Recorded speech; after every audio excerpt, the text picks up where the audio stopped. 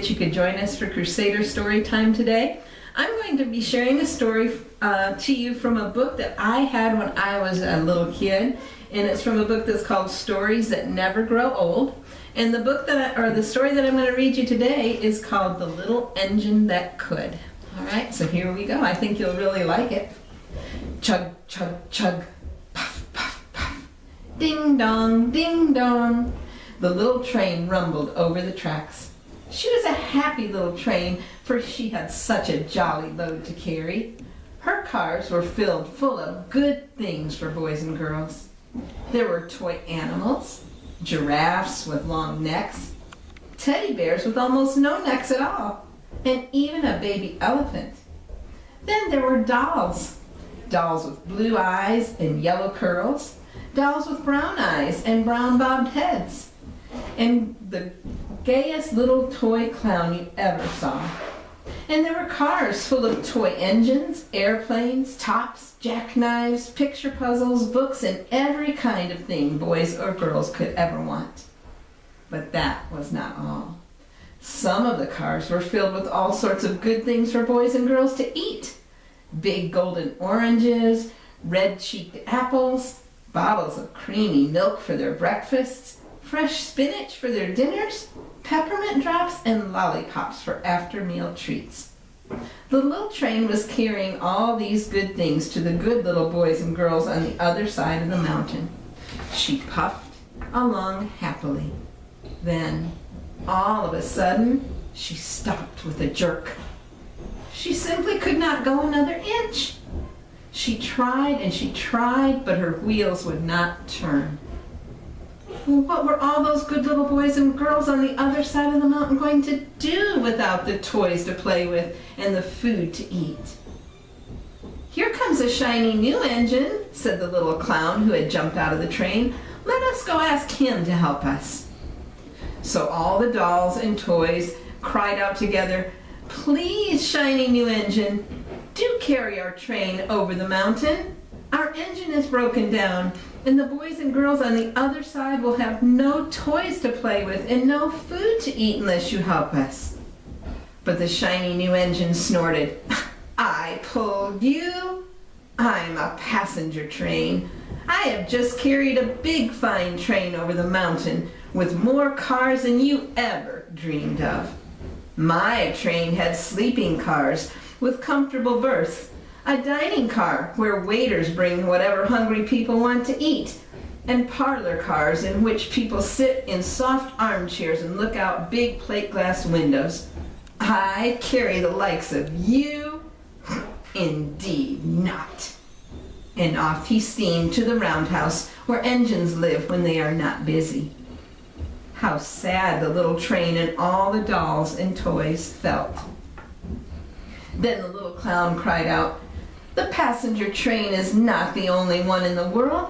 Here's another one coming, a fine, big, strong one. Let's ask him to help us." The little toy clown waved his flag and the big, strong engine came to a stop. "Please, oh please, big engine," cried all the dolls and toys together. "Do pull our train over the mountain. Our engine is broken down, and the good little boys and girls on the other side will have no toys to play with or no wholesome food to eat unless you help us." But the big, strong engine bellowed, "I am a freight train. I have just pulled a big train loaded with costly machines over the mountain. These machines print books and newspapers for grown-ups to read. I'm a very important engine indeed. I won't carry the likes of you." And the freight engine puffed off indignantly to the roundhouse. The little train and all the dolls and toys were very sad. "Cheer up," cried the little toy clown. "The freight engine is not the only one in the world. Here comes another one. He looks very old and tired, but our train is so little, perhaps he can help us."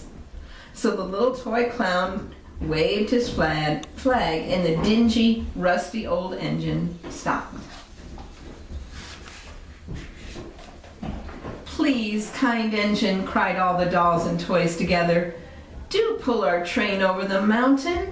Our engine is broken down and the boys and girls on the other side will have no toys to play with and no wholesome food to eat unless you help us." But the rusty old engine sighed. "I am so tired. I must rest my weary wheels. I cannot pull even so little a train as yours over the mountain. I cannot, I cannot, I cannot." And off he rumbled to the roundhouse, chugging, "I cannot, I cannot, I cannot." Then indeed the little train was very, very sad, and the dolls and toys were ready to cry. But the little clown called out, "Here's another engine coming, a little blue engine, a very little one, but perhaps she will help us." The very little engine came chugging merrily along. When she saw the toy clown's flag, she stopped quickly. "What is the matter, my friends?" she asked kindly. "Oh, little blue engine," cried the dolls and toys, will you help pull us over the mountain? Our engine is broken down, and the good boys and girls on the other side will have no toys to play with and no wholesome food to eat unless you help us. Please, please help us, little blue engine." "Well, I'm not very big," said the little blue engine. "They use me only for switching out in the yard. I have never been over the mountain."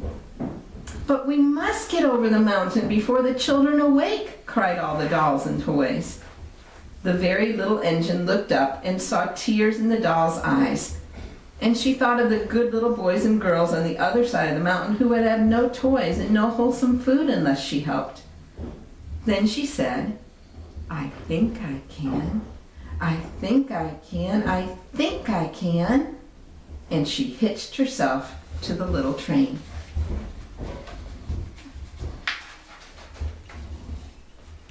She tugged and pulled and pulled and tugged, and slowly, slowly they started off. The toy clown jumped aboard, and all the dolls and toys and animals began to smile and cheer. Puff, puff, chug, chug went the little blue engine. "I think I can, I think I can, I think I can, I think I can, I think I can, I think I can, I think I can, I think I can." Up, up, up. Faster and faster and faster the little engine climbed until at last they reached the top of the mountain. Down in the valley lay the city. "Hurrah! Hurrah!" cried the little clown and all the dolls and toys. "The good little boys and girls in this city will be happy because you helped us, kind little blue engine." And the little blue engine smiled and seemed to say as she puffed steadily down the mountain, "I thought I could, I thought I could, I thought I could, I thought I could, I thought I could, I thought I could." And that's the end of our story. I'm so glad you could join us for our story time today. I hope you enjoyed the story. And I think there's a good lesson for us to learn from this story. These days have been kind of difficult for all of us, a lot of changes, not being at school, but you can do it, just like this little blue engine. You can do it, and you can make it, and you're going to come out doing great, and we're proud of you. And we love you, and we miss you, and we'll see you soon. Come back next time for our next story time. Bye.